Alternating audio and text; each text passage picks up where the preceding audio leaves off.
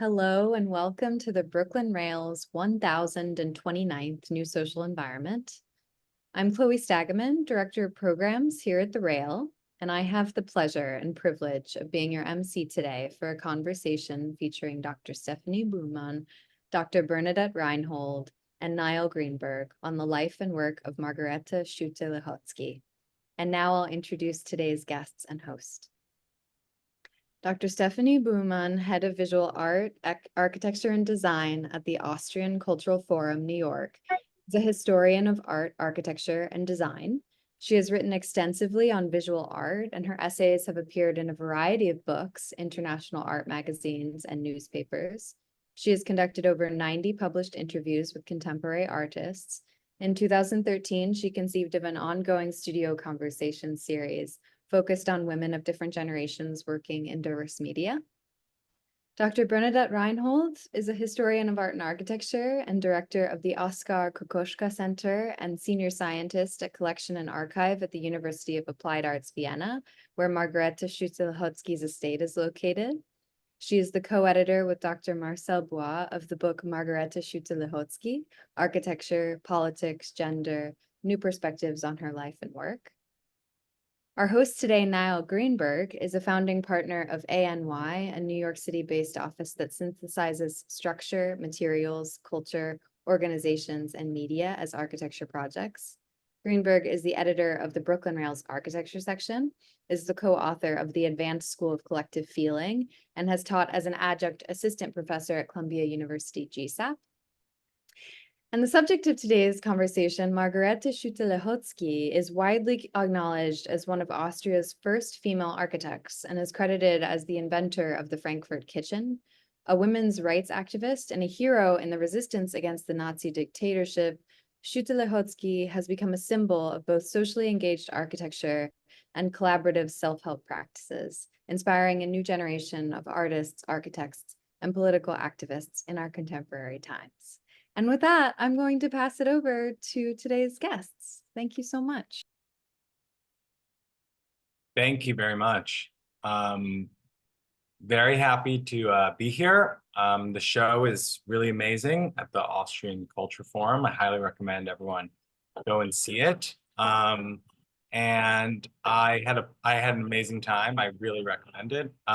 And I think we're going to start with our guests, but I will just say, so Stephanie is the curator of the exhibition, and Bernadette is part of the scholarship, the archive, and is sort of creating all or working on all the background.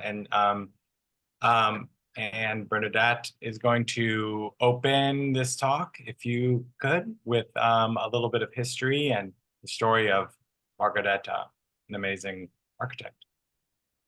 Yeah, thank you very much. Thank you for the invitation and this amazing talk by Brooklyn Rail.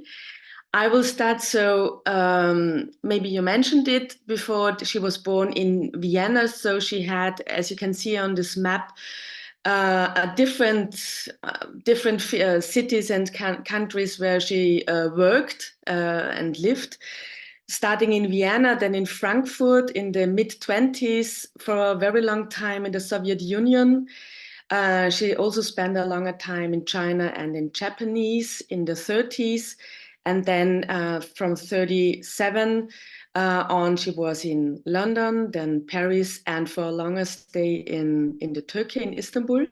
And then she, it was mentioned, she was a resistance fighter. She went back to Vienna and was imprisoned until the end of World War II.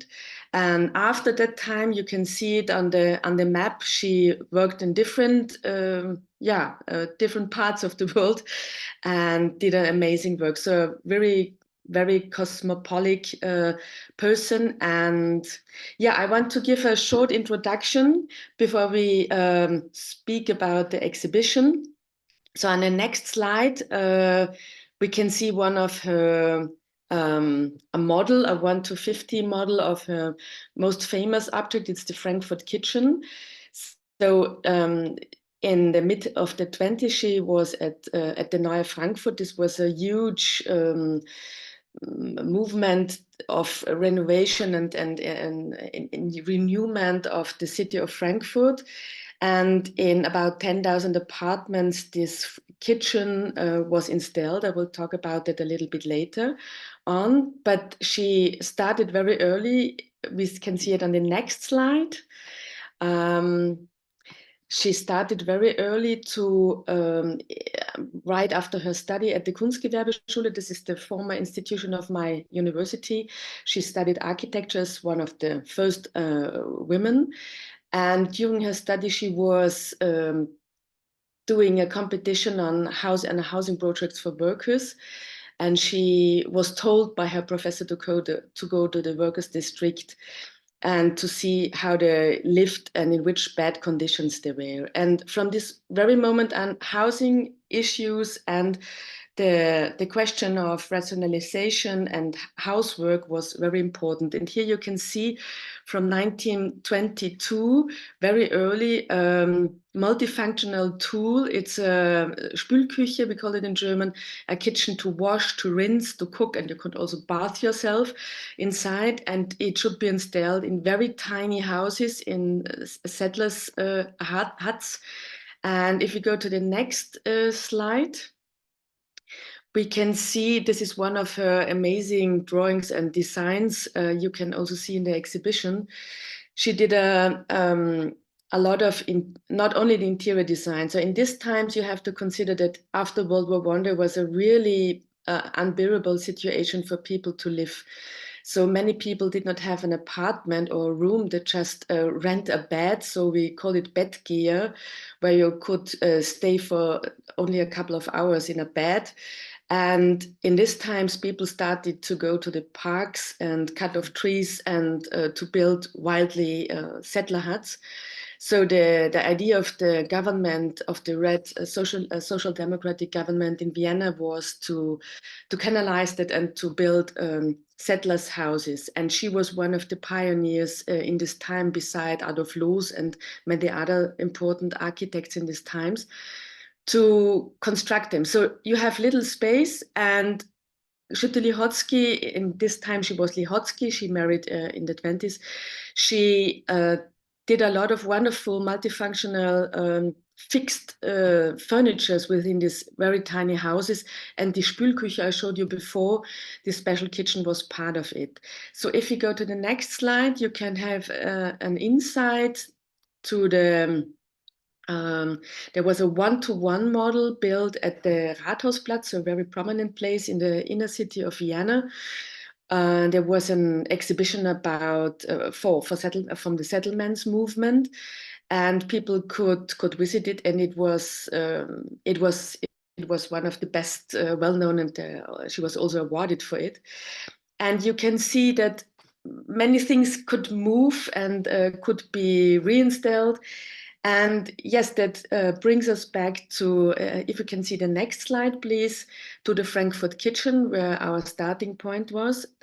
She was invited to come to Frankfurt with her experience as a very young architect, to come to Frankfurt.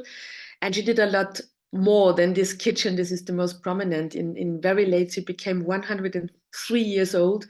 She sometimes gets very angry when she was only reduced to this Frankfurt kitchen. But as you can see, this is a nearly 7 square meter small room, and it's organized after the principles of Taylorism. Of course, Taylorism has also different aspects, but in this case, it was a project of emancipation for, making the housework easier for, of course, women in this time. Many things you can move. You can move the light on. You have a special stool. Everything is with one single turn and move. You can do everything. And at the exhibition, we also have a silent movie where you can from the 20s, where you can see how it is used. Well, if you go to the next slide, then you can see she did a lot of research. All of the time she did a lot of research on her projects. And here you can see a table of the different body heights and in which relations to how high the kitchen counter should be. And on the next slide, you can see that she she was in the department of Ernst Mayr, and she did some researches. She put a step counter on the skirt of a colleague. And on the left side, you can see a traditional kitchen. And on the right side, the Frankfurt kitchen. So the traditional kitchen, you have to consider that you have to make the wood, you have to make fire to fire the oven before you start to cook or whatever. So it was a room with a lot of functions and with a lot of dust and dirt. And yes, it was a hard work to do before you could start to cook or to do anything in the kitchen. Well, then on the next slide, I mentioned that she was not only doing the kitchen, she was in the department for typization in this time in Frankfurt. And then she went to the Soviet Union. We will hear about it a little bit later from Stephanie. And in the Soviet Union, she started. So she started in Frankfurt, but she did for 7 years in the Soviet Union planning and designing for children, so kindergarten, schools, and so on. And in 1937, during the peaks of the Stalinistic terror, she moved away with her husband, who was also an architect and school expert, and with steps between London and Paris, where they got into contact with resistance groups against the Nazis. They both of her husband too were invited to come to Turkey by the architect Bruno Taut. And there she did a lot of research, because this was the time of a great alphabetization campaign under Kemal Atatürk, the secular president of the Turkey in this time. And every small village should get a village school, so for boys and for girls. And here you can see one of her really amazing drawings and designs. You can see the minaret in the behind, and that in the smallest village there should be built the schools. So she developed some kind of modular plans, and it should be built by the people of the village itself. So in different materials, wherever which kind of material was usual.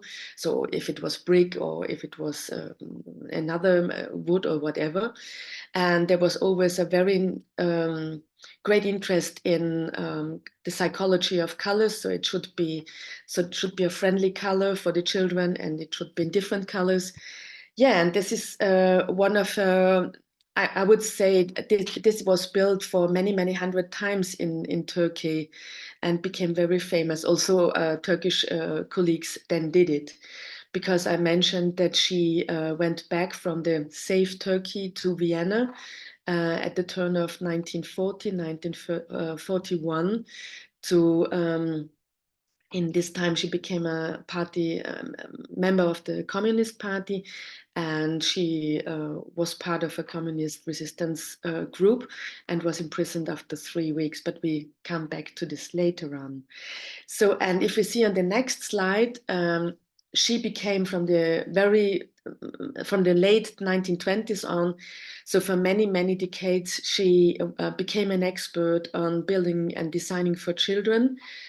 Especially on kindergartens and children's clubs and nursery daycares. And here you can see, this is a model. She made it by herself. It's about 1 meter if you put it that size. It's from the late 60s. So you can consider she was nearly 70 years old, and she traveled a lot, did a lot of talks, lectures and writings and all over the world. As you have seen in the first slide. And also she developed a very smart system with a central hall, multifunctional hall for the children, and also different groups for children in different ages.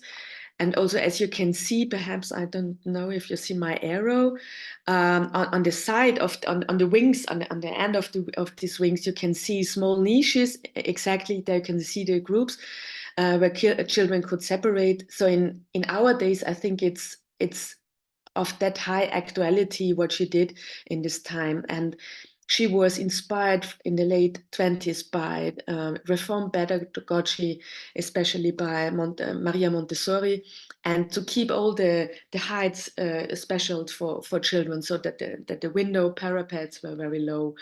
And yes, we could talk. So come to the exhibition if you can, and then you can see it.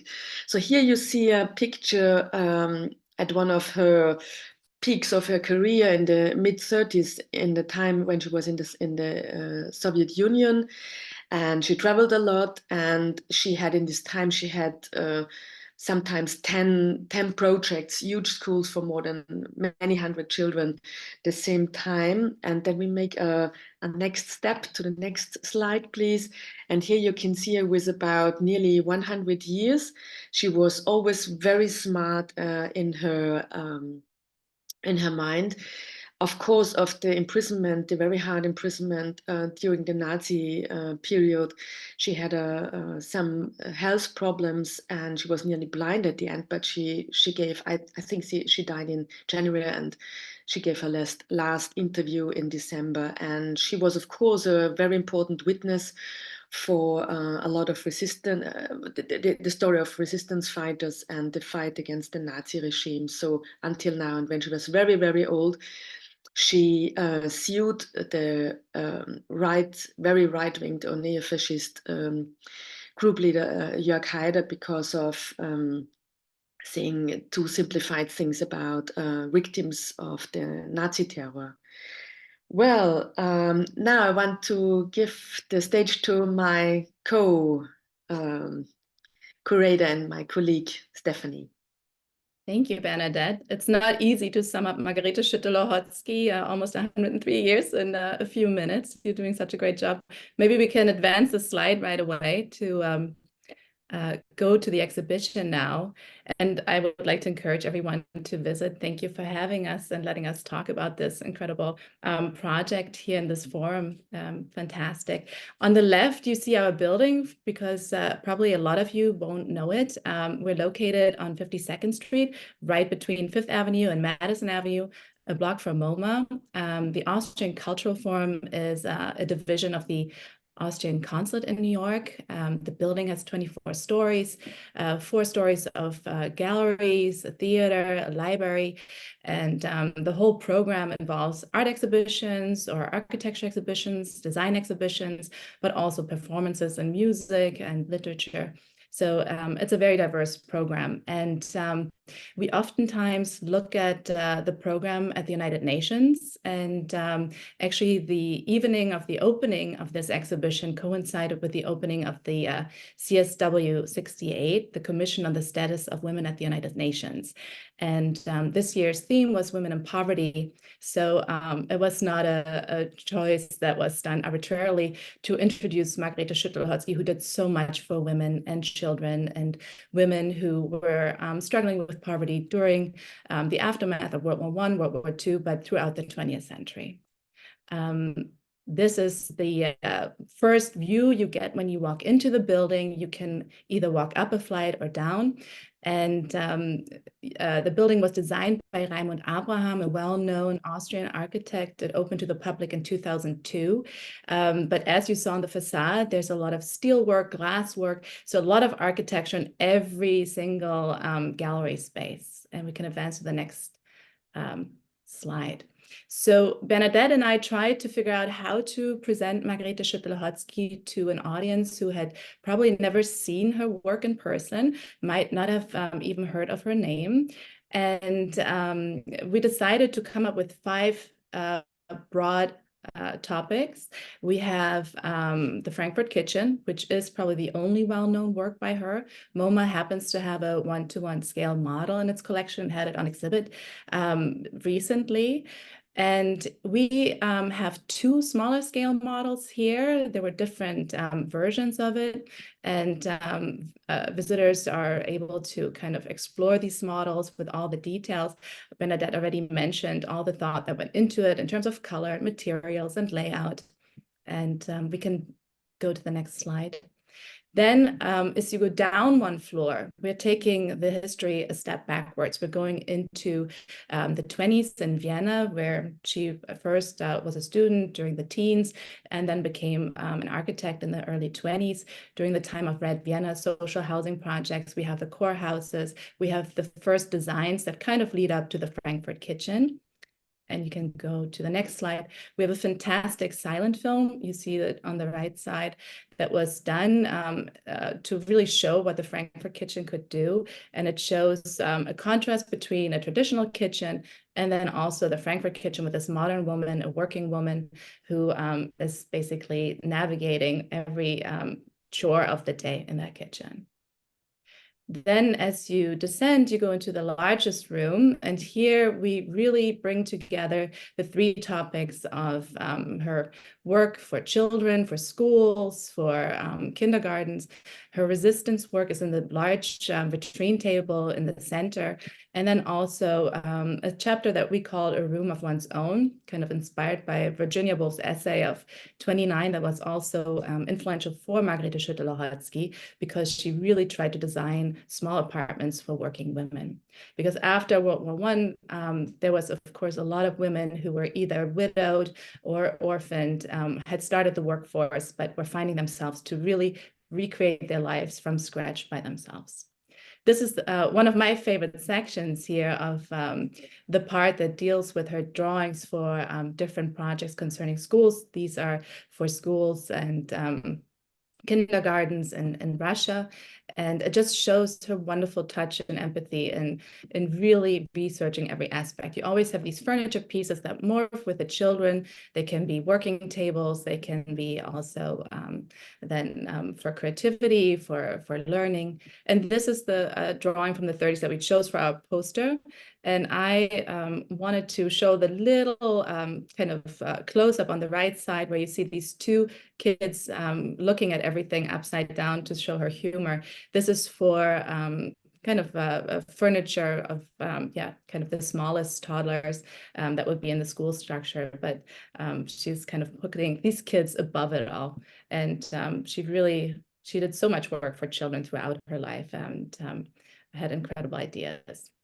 This is just to show an installation shot that all the ephemera we have and photos and letters concerning her resistance work is in this vitrine table. There's a lot to discover. She was a prolific writer. She published several essays. She gave a lot of lectures.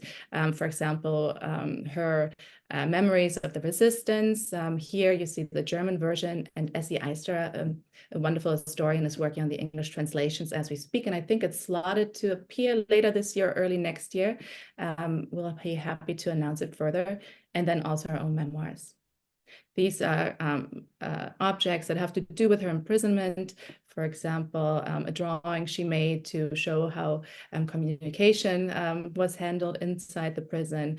There's also a little piece of paper that shows all the different dates when she was allowed to write, which are very few. And this is actually a view of her last apartment. She lived there for almost the last 30 years of her life. It's in Vienna at the Franzensgasse. It's today the Margarete Schütte-Lihotzky Center, and they're holding wonderful events there, such as Bernadette's and Marcel Bois's book release party. But it's an apartment that also she really used to kind of bring all her ideas together. She turned it into two smaller apartments. It wasn't a large apartment to begin with, but as she was aging, she basically created a guest studio adjacent to it. And it has a very large terrace that you would see on the outside of these curtains. Because she suffered from tuberculosis. She lost her parents in the 20s to tuberculosis. So this idea of cross ventilation, of having access to outdoor spaces is kind of a thread throughout her work, be it for herself, for all apartment buildings, and also her schoolwork and kindergartens. And this is a very fast run through the exhibition. We made sure to include a lot of wall text so that everybody can read into the subject, but also at the Cultural Forum, we offer guided tours on a weekly basis by appointment. So please come visit. Thank you. So incredible. I mean, it's really a special exhibition, and I have to say, like, there is in this point in time, you know, there's a lot of pioneering architects. A lot of the world is changing. There's a lot of architecture that has become super important and super influential, and things that, you know, even as I was visiting the exhibition with Stephanie yesterday, you know, looking at things as simple as a kitchen and thinking, you know, oh, you know, this looks like an old-fashioned kitchen to us now in a way. But then there's this video, which I highly recommend, just to go see this 8-minute commercial for the Frankfurt kitchen, which is really amazing.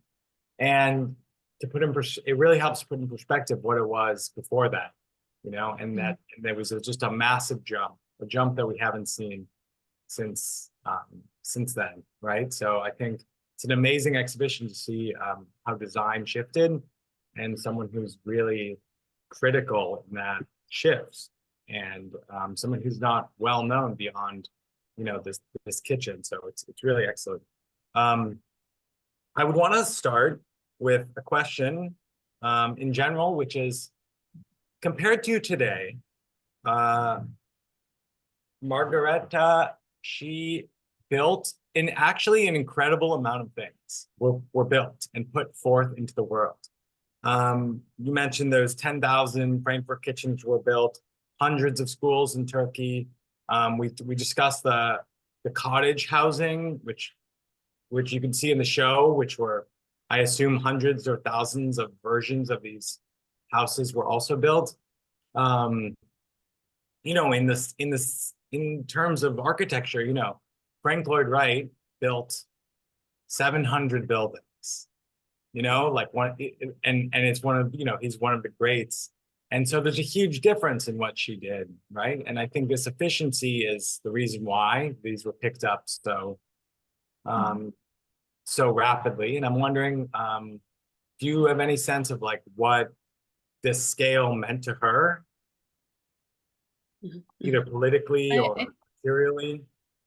Well, I think she was very much aware of the fact that she was part of a movement. I mean, these were very specific times in history in Vienna in the 20s and in Frankfurt, where there were government initiatives to really grasp that need of housing. There, you know, both first, of course, the World War I and later the Second World War, they left everything in peril. And there was a need for housing. There was a lot of poverty. There was a lot of, if soldiers came home, they oftentimes were incredibly hurt. So there was this need for finding places for people to go. And that explains why so much was built. She was part of these initiatives to come up with these solutions. And I think when you read through her own writings, she was very proud to be part of this innovation, to really come up with solutions. But she never saw that as the end all, because even, you know, 2 decades on, she saw societies move in new directions and new needs form, and she came up with new ideas. It was for these moments, but they were radical ideas. What do you think, Bernadette? Yeah, I think you are right that she was very aware of being in a movement. I think the question of prefabrication was in this time, now it's completely usual for us, but this was a shift from workers' men's issues in the construction fields. And so she was in the typification department. The other one is that the kitchen, for example, this was not a main issue until in this time. So there was the type of the farmer's kitchen, and then there was the kitchen somewhere in the backwards where it was invisible work. So of course it was in the air, and she wasn't the only one who was working on the kitchen project or on the idea of rationalization and these things. But she put it there were always three things. It was functionality, it was social responsibility, also in a sense of political responsibility. She was, it's not to separate her engagement in architecture and politics. And the third was also because she studied in Vienna at the Kunstgewerbeschule, was also the aspect of beauty. Yeah? So she was not talking about art in this way, but it was always included. So to make also a beautiful environment. Also, it was on a minimized standard, for example, in the settlers' huts. And there was, you mentioned it, Nile, of course, we look at this kitchen and say, okay, we know that. And of course, there was also feminist critics in her times. She became very old. And she was very touched or hurt by that in a way, because for her, was it a emancipation project? If you consider the ongoing or the development of the design, you can realize it. But in her very late years, when she made a concept for her autobiography, came out after her death, she wrote, okay, now in our days, we cannot have these standard apartments as we had in the 20s. So it's a question now of multi-generation housing, and to have small rooms and perhaps a communication kitchen, or to share rooms with others. So as Stephanie mentioned it in her part before, not to put all the single women after World War I together in a housing building, but that everybody has his own room can be separated, but to share communication rooms. So to think living and being in a community in a different way. And I think this is very, very recent. And there's a third thing when I can add this, that she was always very, very interested. She was a technological freak in a way. She was always very interested in new materials. So in this Frankfurt kitchen, for example, she had some kind of Kochkiste, a cooking box, where you could keep food warm over the day. When you go to work in the morning hours, you could keep it warm. And made out of asbestos. Of course, we know it causes cancer now, but in her time, it was really, it was very innovative to do that. And when she was very, very old, about 100, she was talking with Hans Hollein and other architects in her time. How do you deal with that project, and which kind of material do you use, and which problems do you have with that? And so I think this ongoing, going back, so forward, viewing in the future, and not to know what was in the history and what was developed, but to look forward. I think this is very encouraging in her work. Yeah, it's very nice to know that she kind of was still iterating on the kitchen, you know, that she knew, well, she probably knew she was quite known for it already, and still kind of contemplating the problem and trying to adapt it. And I think I'm just realizing in this conversation that, you know, it's very interesting that she, in terms of, as you're saying, the intergenerational home, or the advancement of age, a relationship with designing so many projects for children, for women, for families, that kind of thinking, she actually was prototyping it in her own apartment, right? Mm-hmm. And actually, maybe it's very interesting to think that, oh, she divided this apartment, you know, she redesigned her apartment to accommodate a kind of new living style as she aged, right? And as she maybe needed more people around, or like, you know, had different kind of working methods. So that's like a very nice idea, and maybe it's a good time to talk about how her apartment has continued to host events and become a sort of like working group for women in Vienna, right? Yeah. Or just architects in general. Yeah, Especially female architects. Yeah. Yeah. Maybe I can also tell you the story how it started. So Schütte-Lihotzky was completely, in a way, she was rediscovered in the 70s, nearly the time when she built this apartment. And I can bring together what Chloe mentioned first, that we at our university, where she studied in former times, we have the archive, the whole estate. And so how did it come that she gave us the archive? Not only because she studied here, she was living in this very small apartment, and there was a rediscovery through female architects, a group of architects who founded the Schütte-Lihotzky Club more than 10 years ago. And first they stayed somewhere else. And this group of female architects invited her to go through her material to her archive. And the amazing thing when you will see the exhibition is that there are so many things really preserved. We don't really know how she did to get out of the stuff of the Soviet Union, this amazing aquarels and gouaches you have seen. So, and in this apartment, this was from the very beginning also, it was small. It was a place of communication. And as Stephanie mentioned, it is a very small room. It is open to the public. It's preserved by the state now since 2 years. And it's 55 square meters. So this is really small. But they're doing a really good job, this Schütte-Lihotzky Zentrum, and they're making a lot of events. They also do it on Zoom, that many people can share it. And we have seen this last slide of a part of her, more or less one single room, and she has working space. And yes, right, you see, there's her working space, and she gave a lot of interviews about architects, resistance, history, whatever.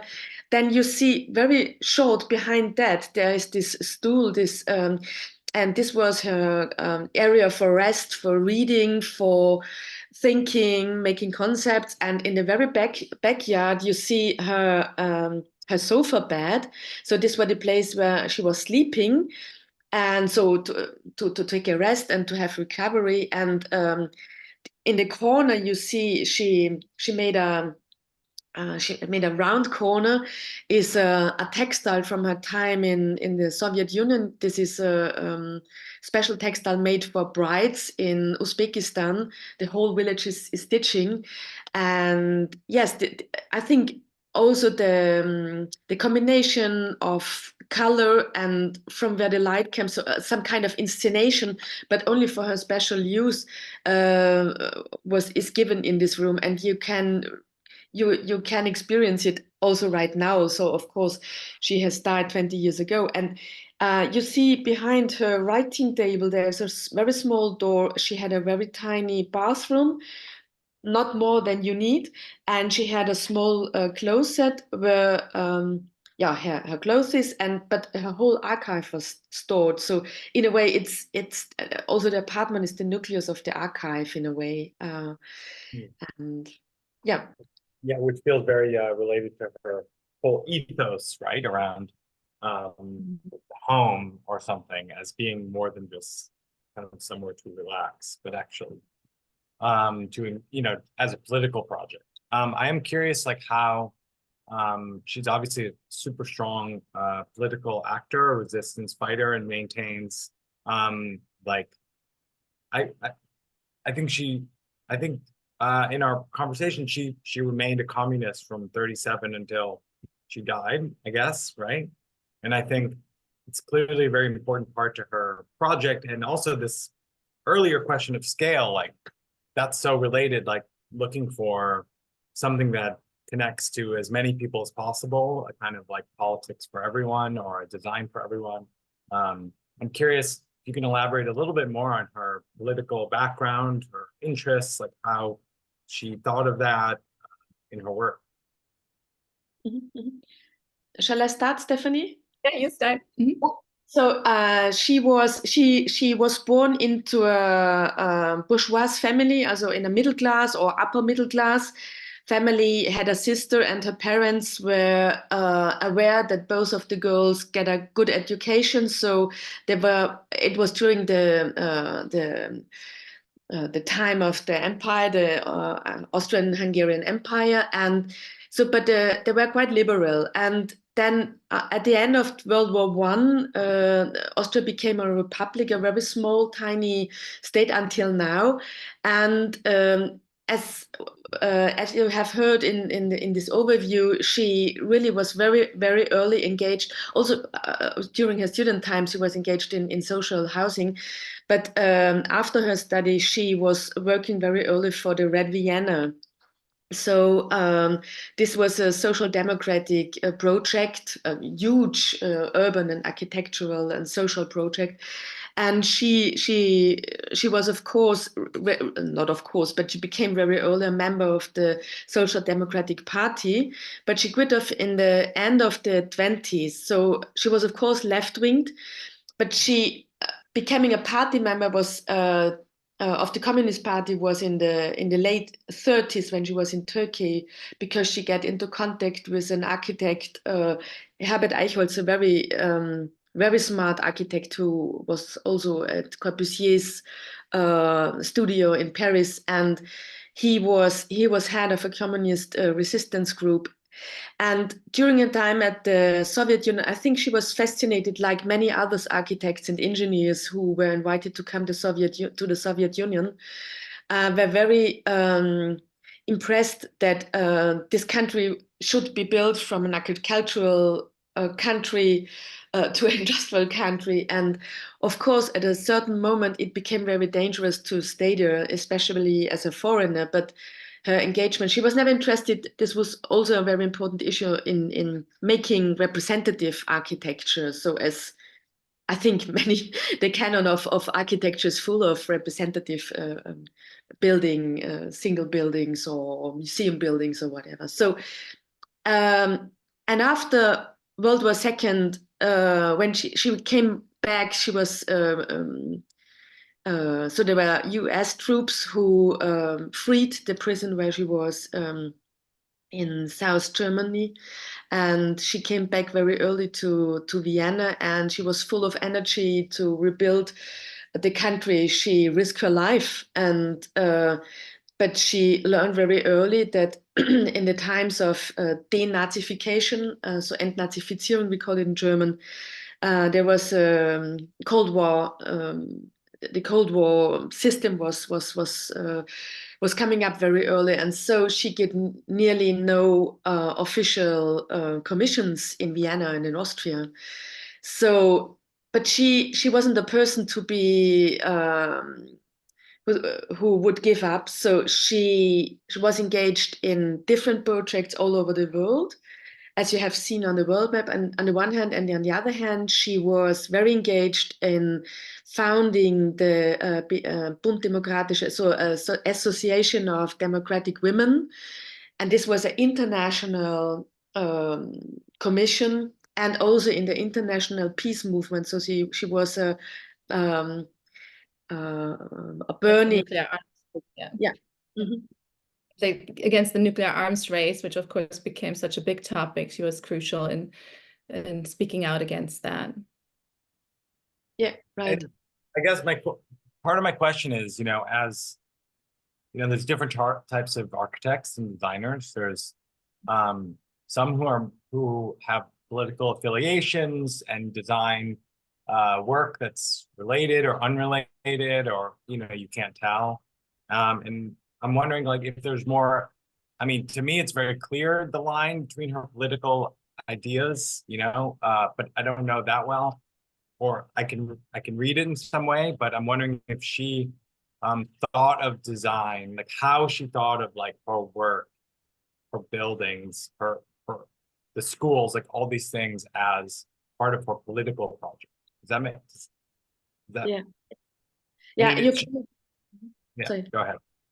No, you cannot separate it. I think from the very beginning on. So, for example, if you look closer to the ground floors, also if you're not an architect, like me, I'm art historian or architectural historian, but if you can read floor plans, you can see, for example, there are very often ground floors with a square. So if you have group rooms in schools or in kindergartens, the square is a less authoritarian form. So if you have a rectangle, you always have a beginning, and then you have some kind of hierarchy in a room. So also the concept of space, these are very little things. And I think it's also political to have a perspective, of course, in her design for women, to make them to help or support them if they have children and so on, to make the housework easier. But also if you go back, for example, to the planning or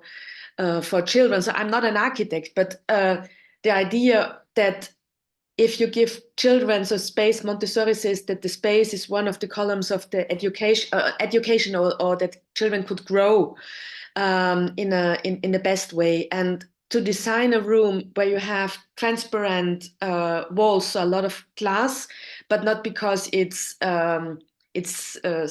cool design, but to have always a side through the next room, and also, as I mentioned, to put the windows, for example, very low. So we have a colleague, Christoph Reyer in Vienna, who is very close to these studies, and he could tell much more about it. But also, as Stephanie had shown, the design for furnitures, this was completely new in this time. And also to have multifunctional rooms, furniture, so that children could grow with the furnitures. I think you can't really separate Schütte-Lihotzky and politics just because her patrons were either governments or government initiatives paid by tax money usually. So, you know, I think when I think of her really as someone who studied modern, or, you know, at her time, contemporary society and the trends within the society. And Bernadette, you brought up that word emancipation. In a way, her whole work is about the emancipation of women, because even her facilities for children, young children, are meant to enable women to join the workforce, to have places for the kids to be safe. You know, the kitchens always had entryways where women, if they were in the kitchen, could also keep an eye on young children playing in the living room. So, you know, she was always thinking about the modern woman, because after World War I, women, you know, had taken on jobs, but a lot of people still believe that there would be a backward trend as soon as more men will be there again to take over these jobs. But she very clearly foresaw that this would not be the case. In fact, that it would be part of women's lives going forward, as, you know, creating their own identity. And if I can add, for example, you have seen the model of the Baukastenmodell of the kindergarten, so these modular systems. And in the exhibition, of course, you cannot read it because I think it's about 11 pages, but she also did not design for cities. She also wrote about building children's club for farmers women. For example, if you have the harvest time, and of course also farmers women have children, where to put the children when you have the high peak of a harvest. Or, for example, if women working in night shift, and it's reality that women are sometimes don't have an aide at home, or not all of them have a partner who can look after the children, so that they could, for example, stay overnight in this clubs or children's care. So it's in every detail. It's so smart also how to set which material, and yeah. Yeah, I think to this point of designing for identity, or someone's, you know, relation, or the way the world views them, I think she's a really important figure. Obviously, in 2008, I think she has this exhibition, or this model exhibition for apartment for working women, or a working woman. And this stood out to me in the exhibition, in the text of it, which, because I have recently published my own book, which focused on the same era, and a lot of the projects in that book share that kind of title system. So apartment for a gymnastics instructor, apartment for a man, whatever. Like it's actually this very interesting naming structure, where it's like tying directly someone's occupation or how they view themselves with the design of their apartment. Mm-hmm. And there's this flash where these architects are trying to do this, right? But the irony is, and their kitchen shows what a good example of this. It's not irony, it's this contradiction that the modernists are dealing with, which is, what is identity, and also what is universality? And these things are interrelated in many ways. So I was really struck with I think with these diagrams of the kitchen and how, how you change the height depending on the height of the person. And it made me realize just how the project of universality that these modernists were engaged in, which today people are very afraid of words like that, universality, which I can understand why, but really leads into today's discourse of accessibility, not standardization. So I was thinking like that accessibility really feels like her idea for many of these designs, and the way she's thinking of schools as these different modular units basing each wing on different ages, basing design objects like there's a high chair for a baby that transforms into a desk for a young child.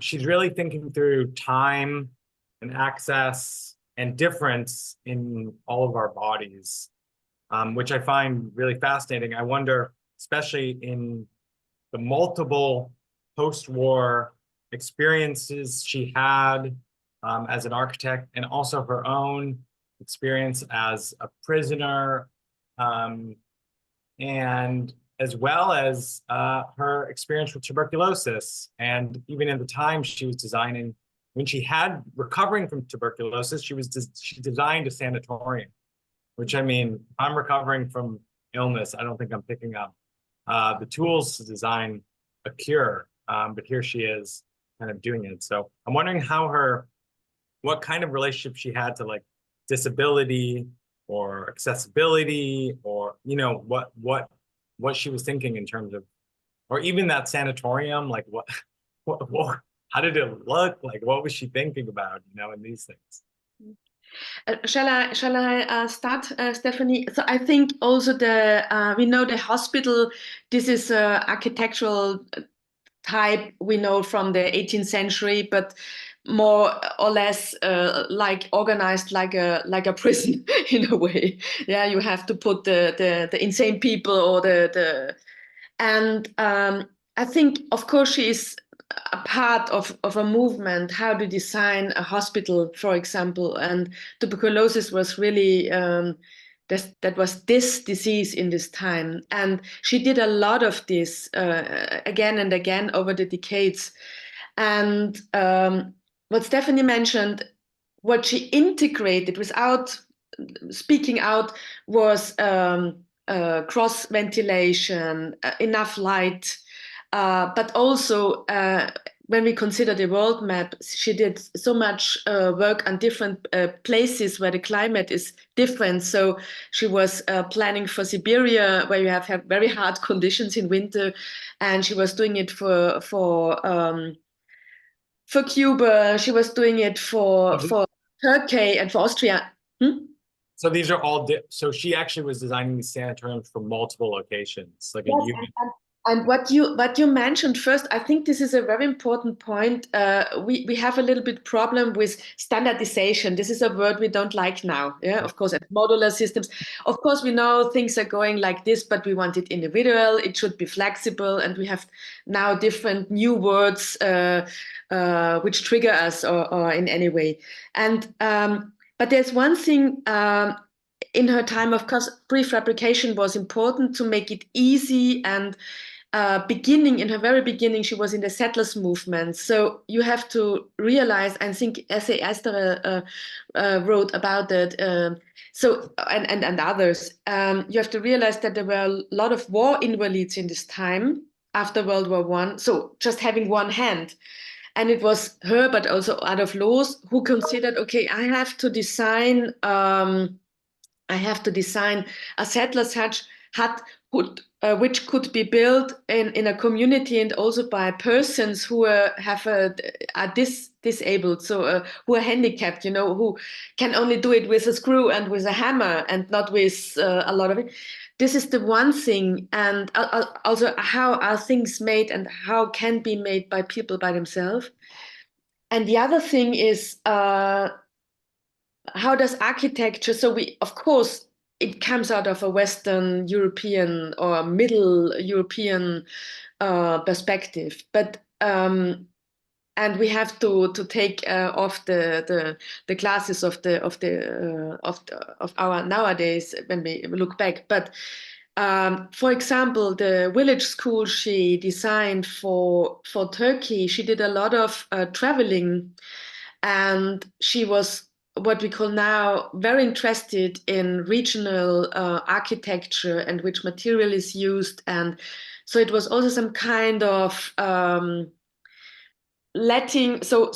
developing a ground floor, but to leave it to people what they are doing out of this with this ground floor, you know, which color, which kind of, and sometimes of course you need more shade over your windows because it's too hot in summer in Turkey, or in Siberia, of course, you don't have, so all the kindergarten groups, for example, they have an open access. Every group has a single access to the garden. This was very important. And in Siberia, of course, you don't really enter directly in the garden because there's a lot of snow. So we had some kind of veranda. So it was very smart. And there's one late kindergarten, we have it in the exhibition. It's in the Rindbergstraße in the early 60s in Vienna. And she was again in China in the late 50s. And I would say it's some kind of cultural transfer. She was very interested in traditional Chinese architecture and did a lot of research there about, how to say, a Wohnhöfe, so a living courts. You have a court in the middle. Of course, we also have it in the old medieval architecture, but you have a court, and she did it on her very first housing project to organize housing around it. And she also did it for the kindergarten to integrate some kind of Chinese ideas, but it's not postmodern. So I'm making a quote, you know, it's integrated in her experience over decades. I mean, it's kind of know your client. You know, she really researched her subjects beginning when she was a student, and Oskar Strenat, you know, encouraged her to really go and experience workers in their homes and see what their needs would be, and in a way that, you know, continues throughout her life. And in certain scenarios, for example, when she had to go to a clinic for tuberculosis, she is her own client and she understands, you know, through her own life story what the needs would be. But even with subjects, you know, where that differed, she just, I think, was meticulous and trying to figure out what the needs were. That's kind of the empathy I was mentioning earlier that is so beautifully reflected in these works on paper, that we have these gouaches that are, you know, standalone works of art that really show her ability to think very clearly and think herself into and others, and understand what they would need in their daily lives to make it easier. And you know, yes, and one more word to the industrialization, her interest in that, it was just really rooted in the need to create, you know, massive housing projects fast. So there's this interest in trying to figure out how this can be done. How can we quickly build? But she does write in her you know, why she became an architect very clearly about how she always wanted to leave room for everybody to have their individual environment. So just to have a kind of prefabricated home with, you know, kind of inset furniture that would be functional and, you know, always serve as storage facilities doesn't mean that there wasn't, you know, the ability for people to express themselves within their home. I mean, you see her own apartment, this wonderful textile that was, you know, not just intricate, but obviously very personal to her through her travels, through her story, probably with the people she met. And it's center stage in her apartment with her book selection. So in the end, the apartment is just the backdrop. It's still the person inhabiting the apartment that makes it count. Yeah, no, it makes sense. I think no, we're gonna move to questions in a moment, but I had, especially since Stephanie, you're here as a Kiesler scholar, I was actually wondering about her relationship with other architects, and, you know, the continuity from Adolf Loos to more contemporary architects, maybe in Vienna, maybe otherwhere. She had any relationships? Clearly, she had worked with Adolf Loos, Bruno Taut, but I'm really curious about later on in her life what kind of influence she had on other architects, which there's obviously a lot of really fantastic architects that have, been in this atmosphere coming out of including Raymond, we discussed also the architect of the Austrian Culture Forum, which is one of his 2 buildings. Yeah. One question that has been coming up between Bernadette and myself in conversation is kind of how she would have seen today's field of architecture with all these, I think, Bernadette, you called it monolithic buildings, this kind of sometimes seemingly ego-driven form of architecture, where it's more about creating a single monument. And sometimes, even if it's an art museum, you wonder how functional is it really for showing art, or is it really just supposed to be a sculpture with, other stuff in it? In terms of contemporary architects, I mean, we have talked about her circle of the female architects that she, encouraged and kept friendships with. But in terms of big names, Bernadette, would someone stand out in more recent years that she felt kind of was taking over the mantle? I couldn't imagining someone that she felt very close to, other than the ones that you already mentioned, the early years that were kind of her mentors, but we've talked about them. But in kind of the recent decades, was there someone she found and expressed a special? Or other people that maybe took up her project, and maybe. Oh, the other way around. I mean, okay. But it sounds like this, this club has kind of taken the mantle to some degree. Yeah, I think so. On the one hand, she was not only influenced, it's not this influence story, but she worked together with all the big names we know from the Viennese or the German scene in history, architectural history, and also with sociologists and pedagogists. But I think I mentioned it shortly before we come to Q&A, that she was rediscovered by female architects, by historians, and also by, because of the Red Vienna and the New Frankfurt was rediscovered. And so it's always, why do we rediscover something? So every time is looking back and why we pick out this project in history and not another, And I think it's more that she inspires a lot. When she lived, she was very inspiring to many people. And so I think this would be a new talk with architects to get around. Yeah. Well, I'm certainly inspired. Thank you. Well, thank you all so much for this incredibly generous and lovely conversation. I encourage the audience to post your questions for our guests today in the chat if you have them. But in the meantime, Eleanor and I are going to ask some questions. And I'll start with Eleanor's. Thanks, Chloe. Thank you so much, Bernadette and Nile and Stephanie.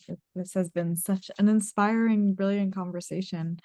I'm wondering if you could speak a little bit more about the present day, and maybe just about what endures about Schütte-Lihotzky's work and her activism. Maybe if there are specific examples from today that you can think of, or just in general too. Yeah, so maybe one of her very last projects, she was about 80, so it was in mid of the 70s. She did the project is Begrünte Wohnberge, so green living mountains. And it was the idea of terraced houses and also the project of intergenerational living. And I think this was so I come back to the question of Nile and combine it with yours. So I think these ideas and discussing it was very important for this group of younger architects in her time, and it's still a recent issue, I think, in planning housing.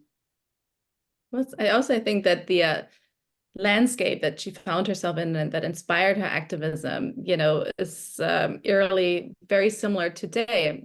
We mentioned the nuclear arms race. We mentioned the threat of economic inequality, the threats to democracy, and the global suppression of women's rights. And these are all issues that haven't gone away. In fact, they seem to be becoming stronger again worldwide. And she tried to speak out against them, but also in her design kind of find ways to strengthen communities and strengthen people's lives, that they would have happier lives, but also continue to talk to each other. You know, these kind of meeting spaces that we have mentioned multiple times was not just for people to hang out, but also to have conversations, to debate politics, to experience culture, to grow together. And I think that absolutely prevails. There's a need for it today. You know, we're becoming much more isolated, and we need to find spaces to meet and exchange ideas. And in a political sense, she, as a witness of the Nazi era, so I don't know if everybody is so close to Austrian history, but of course, after World War II, there was a kind of democratization movement, but very early, the old Nazis came back to their functions, to their works, and re-established in a way. And she was always a voice against fascism in the 60s when professors came back, and she was also a voice in the 90s when the very right-winged and neo-fascist parties, not only in Austria, came up. And I think this is some kind of legacy. And she also she was a little bit not handicapped, but she went into schools talking with children. We have boxes with letters from children who were responding to her visits at schools. So she also took the advantage to get into, and she was always interested in young people and what was going on and what problems, what interests they had, also in a political, in a wider sense. She was open to that, and I think this is a role model, isn't it? Yeah, and I would say this honestly, as a self-described expert in the contemporary architecture landscape. I would say, like, there's a huge movement of architects now who are searching for the same kind of objectivity and direct political engagement, which results in transforming the home into a more equitable or political or a different kind of project. I would point out the French architects Lacaton and Vassal, who have really changed kind of like the landscape of what it means to be in a house. And I would say that's in a direct lineage with this project. Yeah, and I think also the question of sustainability, this is also such a plastic word now, but to reuse material, and especially if you look closer to her project in Turkey, what could be used for building, what is local stuff, yeah, and so that people feel have a great comfort in living and working and growing for children. And so I think this is it has, yeah, and Stephanie mentioned it has nothing to do with eco trip or something like that. It is that what we need. And of course projects sometimes look a little bit historic. They are, of course, but the idea, I think this is absolutely fresh. Thank you all for those answers. And thank you for that question, Eleanor. The next question is going to be from Nikki. Nikki, would you like me to unmute you so that you can ask directly? Hi. Nikki. Hello. Hi, Bernadette. Fantastic. Really interesting. It's just extraordinary that you can keep uncovering so many layers and relevant connections, both to Central European ethos, this designing for the human being as an individual, but also, as you say, as a society. So fascinating, thank you. But I did want to ask, I know that Hundertwasser is someone who is both loved and hated, or am I right in thinking that? And what was the relationship? Because they were co-existential, were they not, in Vienna? This is a good question I cannot answer, but I think the idea. So Stephanie mentioned it. She always, from her tuberculosis experience and so on, and she grew up in a house with garden. I think that ecological aspects. I think the term was not in this time, but that people, every man, woman, child has the opportunity to have an inside and an outdoor space, green outdoor space was very important. She all the time lived in an apartment with a balcony or the terrace until her end. And I think for Hundertwasser, of course, the perspective is or his coming up as an artist is another. He has another way than an architect, and so the architects, especially in Austria, they don't like to have Hundertwasser named as an architect. Also, it's very popular. But I think to integrate the environment, as the political is not to be separated from the aspect of architecture, also the environment, and it also means our living, growing biological environment cannot be separate. And I think what I mentioned right before, this terraced houses with a lot of green, so you have your small garden and get a lot of light, but also have shadow and green. And I think this idea was in a way integrated. So of course for Hundertwasser it was a special self-marketing as an artist, but I think the direction is they are pointing out in the same direction. So but Hundertwasser did it in the 70s and 80s, and for her I think her beginning was thinking as an architect and as of course some decades earlier, but the direction is the same. That's quite right. Yeah. But I would say that Schütte-Lihotzky took the ego a little bit out of her work. It was really about, with Hundertwasser, you have the artistic expression in terms of color and context and texture and such. And for her, it's kind of successful when you don't even know that it's just a space that makes your life easier. Everything is just functional and thought through, and benefiting whoever is using it, but it's not about her own expression. But we find her expression is really in these studies that we have in the exhibition, but that's, kind of more the private side of it that was done in preparation, not the work itself. So it's a very different personalities to begin with. She was very self-confident, so she was completely clear and people loved her giving interviews. But as you said, it's not putting out my ego, or expressing myself. It was about her message, yeah. It's her message, her mission, yeah. And that goes back really to her upbringing. I mean, you've mentioned that she came from an upper middle class background, but with parents who really believed in giving their daughters at the time a very good education. So even as a teenager, she's very strong-willed. Her family, her teachers tried to discourage her to become an architect in the beginning, not because of the lack of talent, but they didn't see it as a possible profession for a woman who could make a living one day using it. And nevertheless, she prevailed, and she just believed in herself. So she had a very strong core.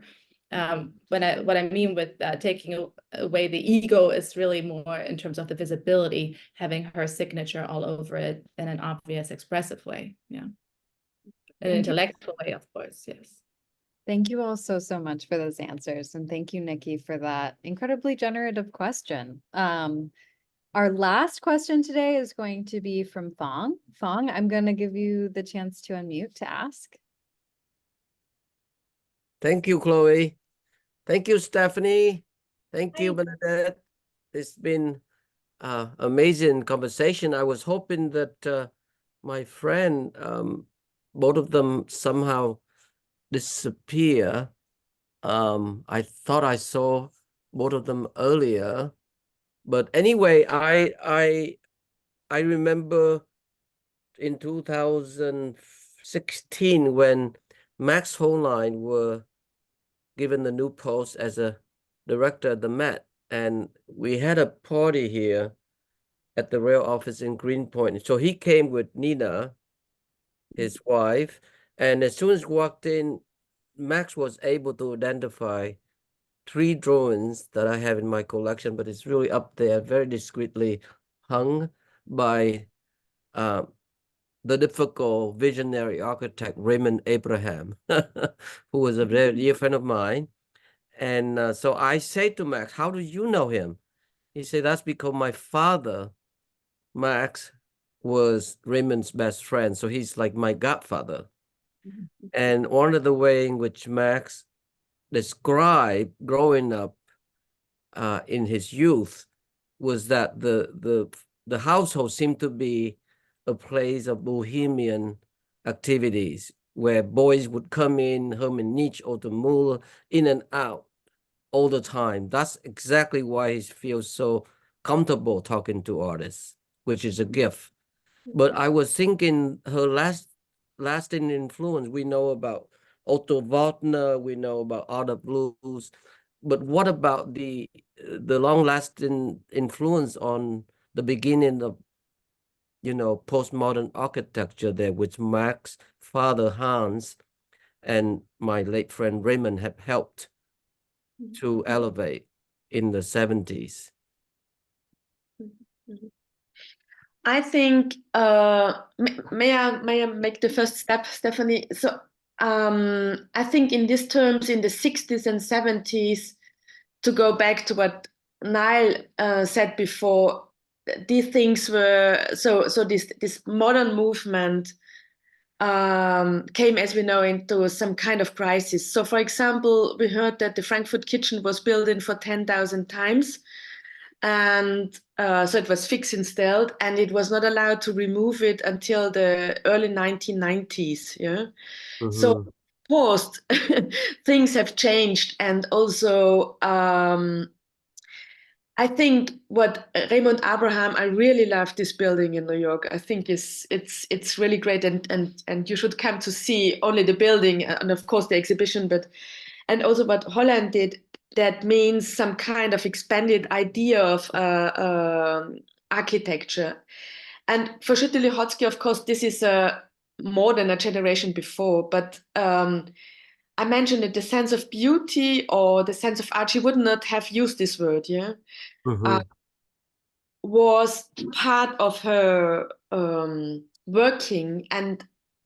But for the next generation, I think Abraham and also Hans Holland, they also were artists and architects at the same time. So feeling the space also in an artistic way, and also like Kiesler. So Kiesler was mentioned. So I'm not a Kiesler expert, but what means space and how a human moves or lives in space, but not only living in a functional sense, but what kind of experience you have in space. Yeah. Yeah. And I think Schütte-Lihotzky, she did it on a very pragmatic way. Yeah. So we had 2 very important professors. We had a lot of them, but at the Kunstgewerbeschule, one was Strinat and Tessenov. This was the direction of Schütte-Lihotzky, and the other was Hoffmann. So this is a different concept. And then in the 60s, 70s, you cannot compare it, of course. Yeah. But I think art and architecture are so much more intertwined, and this is another discourse in a way. But Schütte-Lihotzky, she really was very, very interested in the work of Hans Holland and of Abraham, and how to create space, and also what I told before, which material, for example, Holland took for his Vulcano Museum in France, and so on. So, yeah, well, that makes sense. That quenched my inquiry. Well, we've talked about the female architects rediscovering Schütte-Lihotzky, but it's also female designers and artists who are really inspired by her work. Like there's the German photographer Laura Gerlach, for example, who's done a whole photographic series on the Frankfurt kitchen. Or even in the exhibition, we have a wonderful fashion photograph by Nina Hollein, a fashion designer based in New York now. included, where she basically uses a Frankfurt kitchen backdrop in that photo, but it's about a whole fashion line that she created made of kind of linen that resembles maybe like kitchen towels, for example. But so there's a lot of cross-referencing that expands, you know, and it goes beyond just architecture history and fascination. It really becomes like a fine art context. Yeah. Oh, and we haven't even mentioned one last thing to mention. We have this fantastic music video by a contemporary Austrian musician, Robert Vertiefer, who did an incredible job writing a song for Schütte-Lihotzky and illustrated it. So we were trying to also build a bridge towards, you know, contemporary art now. Great. That's fantastic. In our book, there are some examples regarding the conception or the reception of the Frankfurt kitchen also in an artistic way. So there are different examples from different contemporary artists who have different perspectives, but use most of the time the kitchen as a starting point for their work. Yeah, that's fantastic. Well, thank you, Bernadette. Thank you, Steffi. Thank you, Nile. Yeah, congratulations on the show, and can't wait to go to see perhaps tomorrow. And I urge the same for our viewer here. And yeah, back to you. Thank you so much. Thank you. So much, Fong. And thank you all so much for answering our questions today. And thank you again, Bernadette and Stephanie and Nile, for this dialogue, which has been such a pleasure to listen to. And for all your help pulling together the images ahead of today. We'd also like to thank the Terra Foundation for American Art, who sponsor our new social environment program and make daily conversations like this one possible. They also support our archive, which is available on YouTube, and where this video will be in a few hours. The Rail has been free and independent for 23 years. A donation directly supports our staff and our operations. You can support our work through the link in the chat. And if you're free on Monday at 1 p.m., I hope you'll join us for a conversation between artist Vic Muniz and curator Dan Cameron on the occasion of Scraps and Legal Tender at Sycamore Jenkins in New York, opening tonight in the city. And now we're going to do that thing where we throw open the microphones and say hello and goodbye as you leave. Thank you so, so much for joining us today, and have good weekends, everyone. Thank you. Thank you very much, everyone. Thank you. Thank you so much. Thank you. Bye. Thanks, Thank you, Thank you so much. Steffi. Thank you so Bye. much. Thank you, Niall. Thank you. Thank you, Bye. Niall. Thank Bye. you. Have a good one. Congratulations. It was great. Yeah, we're happy Thank that you you. joined. Yeah, can't wait. And congratulations. And please go to see the show, everybody. Yes, do see the show. It closes Please. in early May, so there's time. Can't wait. Have a Enjoy. great afternoon Bye, and great everybody. weekend. Thank you. Bye. Thank you again.